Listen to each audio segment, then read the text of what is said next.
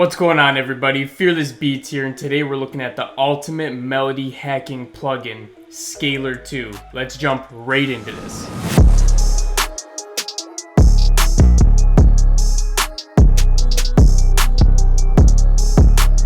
Alright guys, so this is Scalar 2 right here. So the nice thing about Scalar is it helps you find different scales to start building your melody off of, and you can even do different variations of how those chords are being played. So the first thing you'll notice is over here there's a range of different instruments that you can use that you can play with to get your chords going. So we're just going to stick with the grand piano for now. If we look over here into the scales section, you can actually type in what note you want to use and then what type of scale you want it to be in. There's all kinds of them, or you can just use this list right here and go through them. And the nice thing here is that there's like a style menu right here in the middle. It'll tell you kind of the vibes that you get from each one of these. Okay, so we just click on this and you'll see that all these notes are populated for us. So a really cool thing that you can do here is if you click on this right here, this will let you play these notes from the keyboard depending on what you're playing.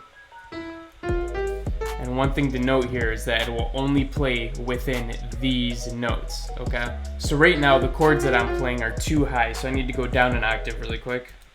And now you see once I start playing in here, it'll play the actual chords.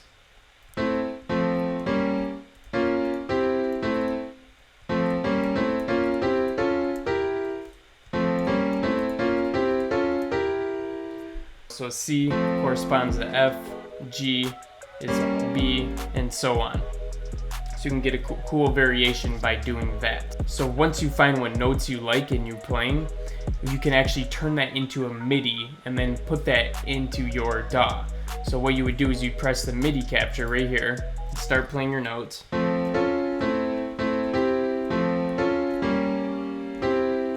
Something like that, click stop. And now what you can do is you can actually drag this MIDI in. By holding and clicking this little drag button, you can drag in the MIDI, and let's take a look at it. Now you have the notes that I just played.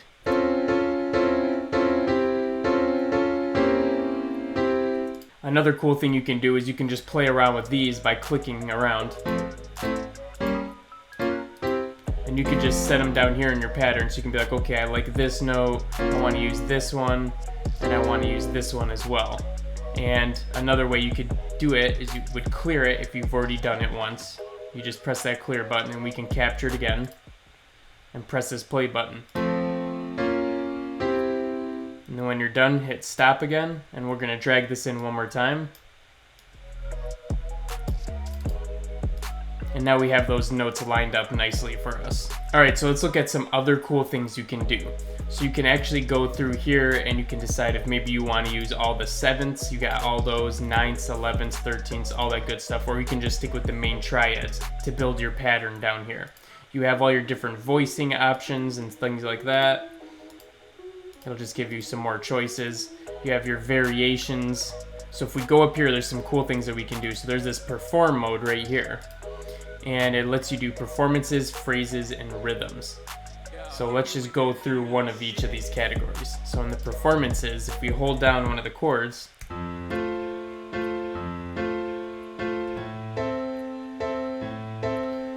it'll give us some cool patterns to play while we're playing along. And each one of these is going to have a little bit different. I believe this starts slow, medium, and then faster. So let's click one of these ones really quick. So you can see that's a lot faster and it's kind of crazy. So you have different choices in that mode as well. So let's go to phrases and take a look at this.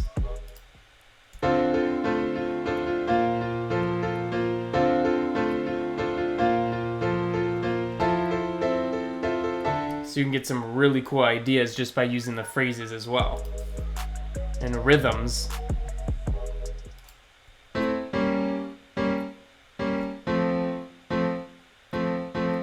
Just going to give us a basic rhythm that repeats over and over again, that da da da da.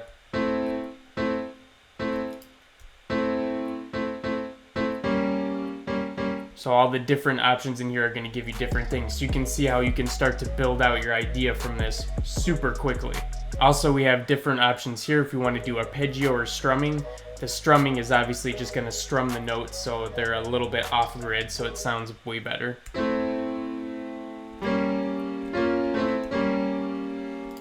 And arpeggio is going to play all the notes that you have in that chord, one at a time.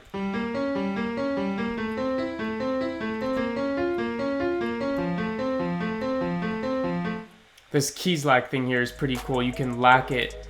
You can lock the notes that you're playing so that if you play a note that's not in the scale, it will actually instead play the next note over, which would be in that scale.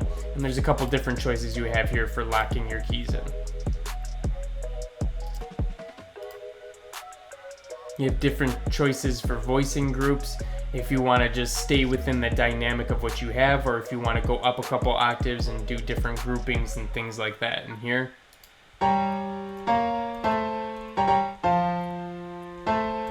So that would be +1 octave versus the regular dynamic, okay? Alright guys, so that was the quick rundown of Scalar 2. I didn't want to have to go over every single little thing through Scalar 2. I actually haven't explored the whole thing yet myself. There's so many options and different things you can do. But I hope you at least got a quick idea of some of the crazy things you can do to help you start building melodies and how valuable this plugin really is. Anyways guys, thank you so much for watching all the way to the end. Hit that like button and subscribe if you're new here. We're dropping new tutorials every single week, and I'll be catching you again real soon. Peace out.